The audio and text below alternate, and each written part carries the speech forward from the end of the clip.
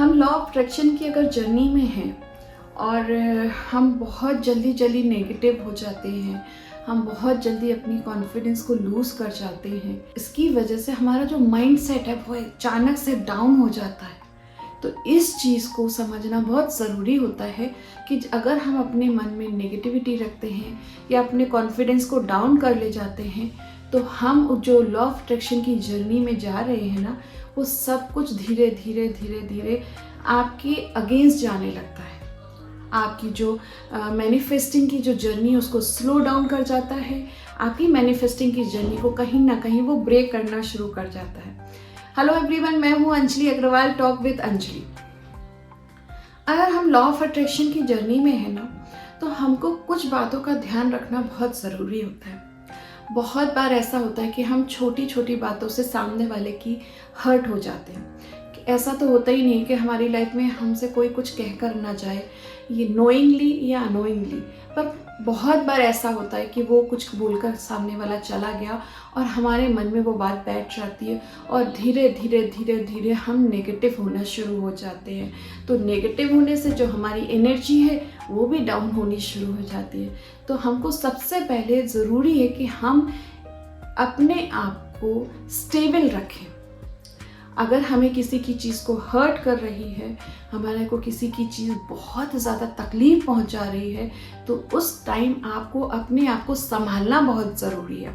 क्योंकि अगर आप अपने आप को नहीं संभालते हैं, अपने आप को स्थिर नहीं रखते हैं, आप बहुत ज़्यादा हर्ट होते रहेंगे, तो आप जो मैनिफेस्टिंग कर रहे हैं, जो आप लॉ ऑफ अट्रैक्शन की जर्नी में चल रहे हैं, वो आपकी जो जर्नी है वो बहुत ज़्यादा स्लो डाउन हो जाएगी और आप जो मैनिफेस्ट करना चाह रहे हैं वो नहीं हो पाएगा।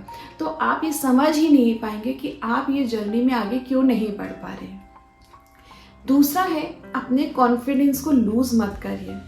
अगर आप अपने आप को कॉन्फिडेंट रखते हैं, आप अपने आप को आत्मविश्वास से भरे हुए रखते हैं, आपकी किसी भी चीज़ को लेके सामने वाला आपको पुल कर रहा है, आपको नीचे खींचने की कोशिश कर रहा है, आपके कॉन्फिडेंस को डाउन कर रहा है, तो एक बात आपको ये समझना बहुत ज़रूरी है कि किसी भी चीज़ में अगर आप खुद पे विश्वास रखते हैं, तो सामने वाला कुछ भी बोलकर चला जाए, किसी भी तरह की बात कहकर चला जाए, पर आपका उस पर फ़र्क नहीं पड़ता है और ना ही पड़ना चाहिए।